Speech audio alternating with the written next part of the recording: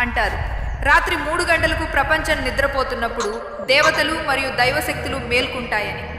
అదే సమయంలో ఒక ఆవు అకస్మాత్తుగా ఏ ఇంటి ముందు నిలబడితే దాన్ని యాదృచ్ఛికమని భావించరని కూడా అంటారు.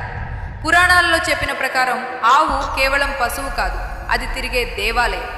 ఆవు యొక్క 4 కాళ్ళలో 4 వేదాలు నివసిస్తాయని, దాని కొమ్ముల్లో బ్రహ్మ, విష్ణు, మహేశ్వరులు నివాసం ఉంటారని, దాని కళ్ళలో సూర్యుడు మరియు చంద్రుని శక్తి ఉందని నమ్మకం. అలాగే దాని వీపుపై దేవతలందరూ నివసిస్తారని చెబుతారు. అందుకే ఆవు ఎక్కడ కూర్చుంటే అక్కడ ప్రతికూల శక్తులు ఉండలేవని విశ్వాసం. శాస్త్రాలు కూడా చెబుతున్నాయి, ఏ ఇంటి ముందు ఆవు శాంతంగా నిలబడుతుందో ఆ ఇంటిలోకి యమశక్తి ప్రవేశించదని. బహుశా అందుకే ఆవును భూమిపై దేవతలకు రక్షకురాలు అని పిలుస్తారు. ఆవు మనల్ని మాత్రమే చూడదు, మనకు కనిపించని శక్తులను కూడా చూస్తుందని అంటారు. ఒకవేళ ఆవు మిమ్మల్ని ఒక్కటే చూస్తూ